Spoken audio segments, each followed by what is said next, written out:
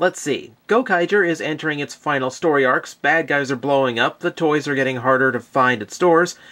Perfect time to review DX GokaiOh! Oh, I know, you're all gearing up for the 2012 Sentai and all the new cool toys that we're just starting to get a look at, but you know what? I see this as the perfect time to get in on the last of what are some actually really cool toys for this year. And we have, of course, GokaiOh himself. And to start off the review, we are going with one besides this one. Why spoil the big one right off the bat? No, gotta make you wait for that. Instead, I think we will start with Gokai Marine. Hang on, reframing jump cut. Thank you. As you can see here, we have the Gokai Marine, the ship of Gokai Pink. Yeah, the name gets a little redundant, just roll with me, you're gonna hear a lot of them. As you can see, very nicely detailed. You've got the pink stripe at the top, which is the only pink on the Pink Ranger's mech. I know, it's a little awkward. Gokaiger logo on the side. You'll see that repeated a lot on this figure. There on the top, as well as on the other side. You can see, it's not quite a box shape, despite the gimmick that we'll get to. There's a little bit of definition to it, which will come in handy once we combine them. The back socket is also acting as the thruster in the show. Unfortunately, in the show, most of the cannons, at least the beam cannons, came from here, which I believe is the periscope. I'm not a submarine expert. It actually is missing its paint apps from the show, which is a little bit disappointing. So I think it makes up for it with the awesome front section with the big gold anchor, which really makes cool detailing for the front of a submarine. It's pretty basic. I mean, what can I say? I mean, these are individual... Well, you've all played with Power Rangers. The individual little robos or vehicles, they're all pretty simplistic. So, it rolls nicely, and that's pretty much all I can say for this particular piece. So, we move on. Let's just move up in the ranks, shall we? We will go to Gokai Green and the Gokai Racer.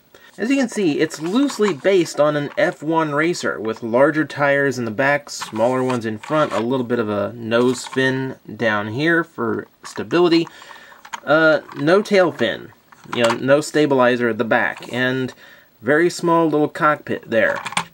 It's not too bad.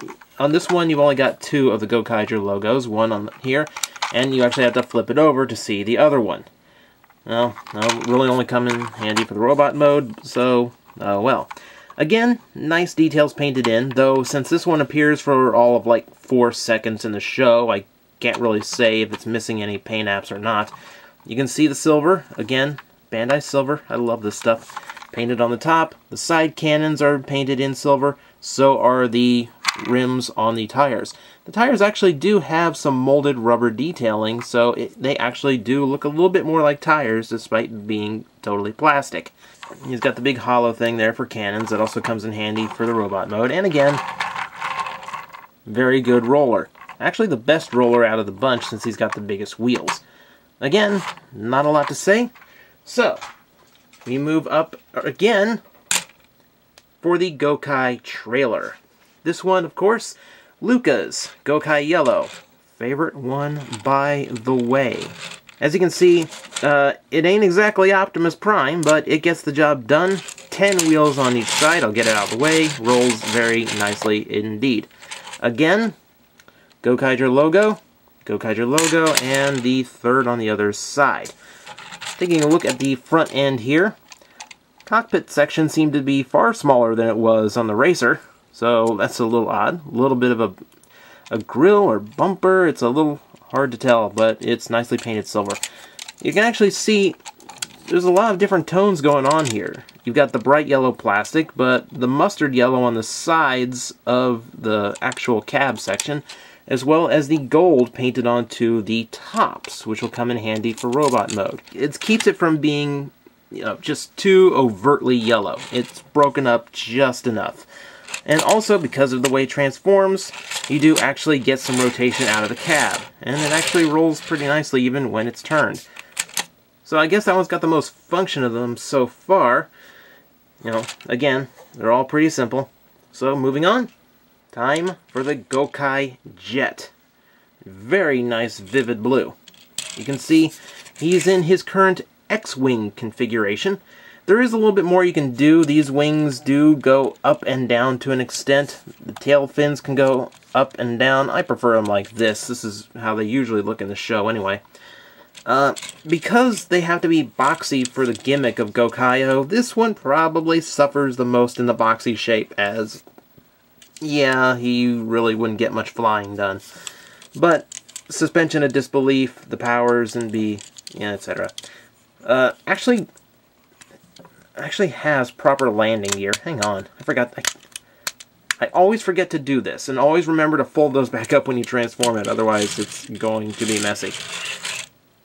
Again, 3 Gokaiger logos, big one there at the top, and 1 on each wing. Also, no thrusters, little nub at the top. I'm going to assume that's a turbine of some kind. It's my imagination, I'll do with it as I will. And of course, not only does he have the 2 cannons up here at the top molded in, as you can see, molded into the hinges of the door actually, a more traditional looking cannon is mounted underneath. I will admit, this is a weird shape for a jet, but I can't fault it. It's a jet with a pirate cannon on it. I really cannot argue that. So that brings us to the end of all 4 of the main Gokai machines. I guess that means it's time for the big guns. Now we get to talk Gokai Galleon. This is definitely the feature piece of the entire set because we've seen all the others before in previous Sentai Robo combinations. Pirate ships a first. It's an awesome one too. What more can I say? Oh, I guess we should talk detailing here. Okay, again, out of the way, it does roll. There are little caster wheels on the bottom, and he's got enough weight to make them work really well, so that's a definite plus. Going into detailing here, the first thing you'll notice is the sail's a little floppy. It's no big deal, it'll hold in place. It does its job when it transforms as well, so not a big worry. There is a lot of detail going on here. And, oh, before anyone asks, yes, they are much smaller than they are in the show, except when it's in the CGI shots. Then these are the correct size. Really, the giant sails are just impossible to do and still make this thing transform. Now we can move on to details. You can see nice gold trim all the way around the top, making it look very regal, very pirate ship-esque, at least a fantasy-based pirate ship that you'd know. Strangely enough, the cockpit seems to be located behind one of the sails, which I guess on a normal ship the sail will be raised up, so that makes sense, so we'll run with it. Love all the gold detailing here, some silver there as well. All the way to, I'm sure this has an official name that someone will tell me in the comments. I'm not up on my pirate ships, but it is a freaking huge sword sticking off the side.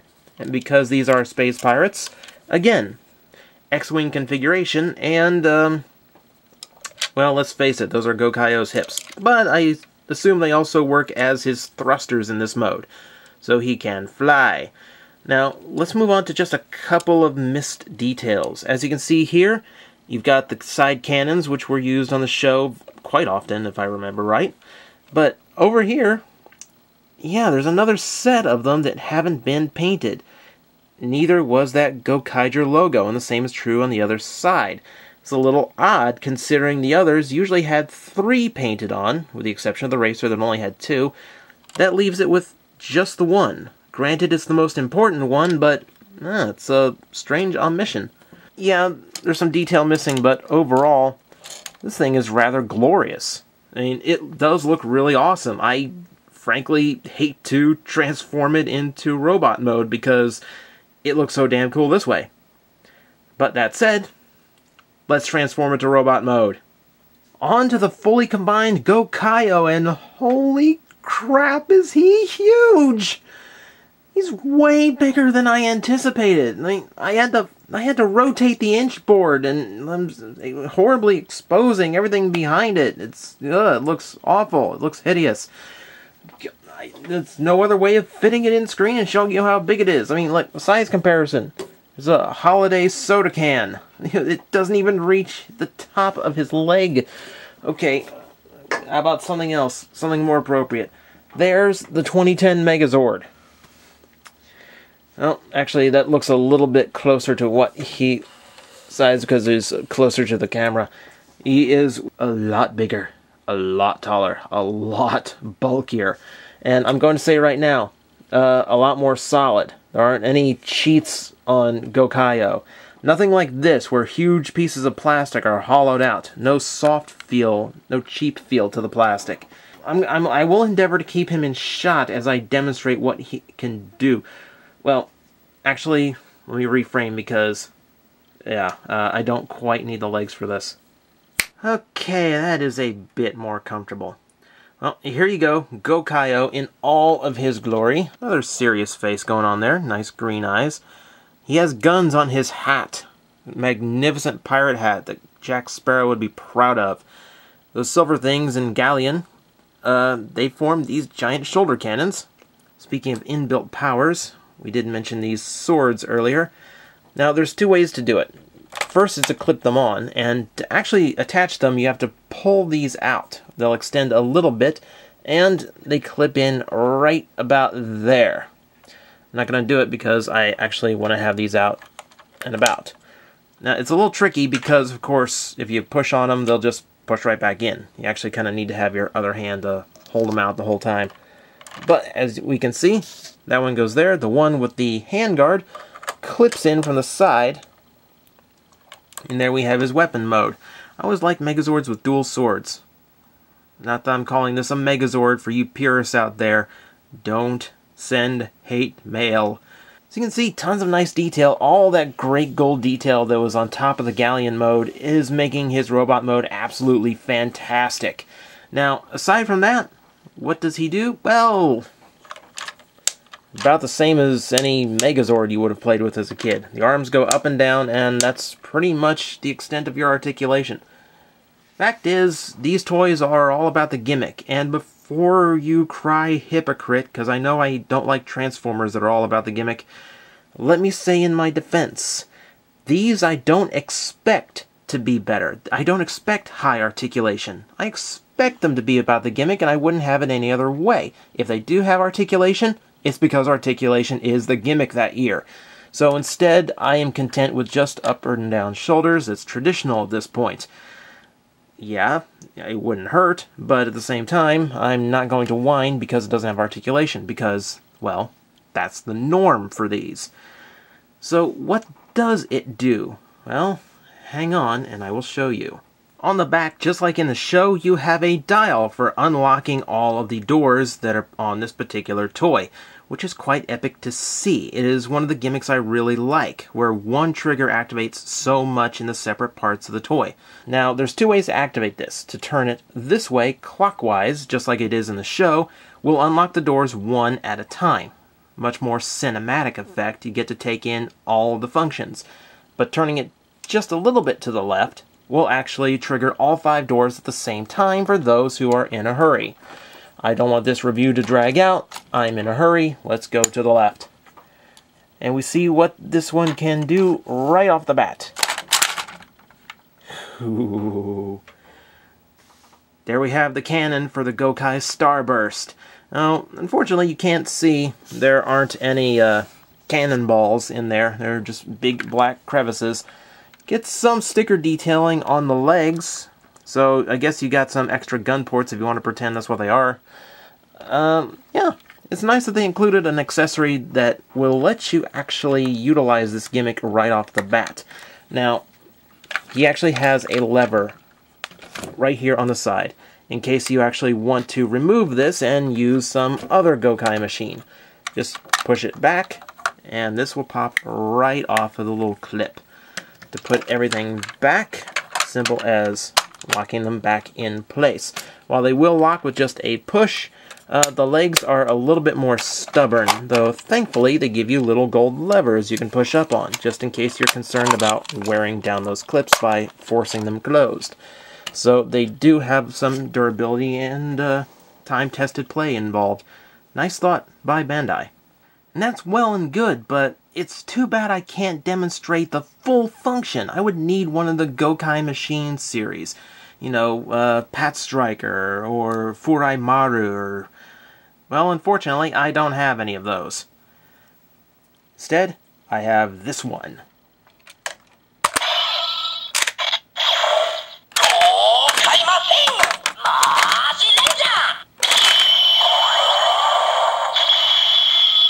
Okay, that is pretty damn cool. This is why I don't mind the lack of articulation, because the gimmick is so dynamic and epic. Behold MagiGokaiOh, the first of the grand powers they collected, and the first in the series of Gokai Machine subline. It's a little bit busy, isn't it? And it's way far back, so let me reposition. Okay, let's see what all happened here. Well, first off, you do have the dragon claws that flew down from the legs. You also have the wings that sprouted out. Big black ones, big black voids from the parts being pitch black. You can see, I really like this sticker that they put on the wings. It's very Gokaiger and just how 70s that design and color is. And of course the big one, he had a giant dragon sticking out of his chest. Now, this does take a little bit of adjusting since, the horns are not spring-loaded. You fold them up and into place. You can also fold down the arms too. And open up the mouth if you prefer, and that gives them a little bit of a better look. We're going to focus in on the body again, and he is now officially wider than my blackboard. Oh boy, this is a disaster in set framing. Oh well, the toy is worth it. Now, it's not as visually dynamic as some of the later Gokai machines, but, it is the very first one. It's supposed to be rather simple. And of course, it does its job. And it's a very striking gimmick to see everything just kind of flying out from all these different voids. If you were going to start collecting these, well, it does make it worth having such a boxy bot. He might not have the proportions he has in the show, but he's got a really cool trick to pull off with it. Now, again, when you want to remove the parts, the lever for Gokai Galleon, back there, on these, they all have little black buttons that you press in to eject the Gokai Machine's parts. On green, you have to flip up a tire to find it, but it is right there. Pressing them will eject it just enough to pull it off the clip and move on. Either recombine MagiDragon or switch up for another Gokai Machine, which, you know what? Since I've got this guy almost completely out now, in fact, completely out, let's look at MagiDragon now, shall we? Now, Gokaidragon is made of 5 parts, and by the way, they do come with little arrows telling you which direction they should point and which machine they should go in. Quite handy and thoughtful just in case you forget or any of these ended up getting a little too complicated.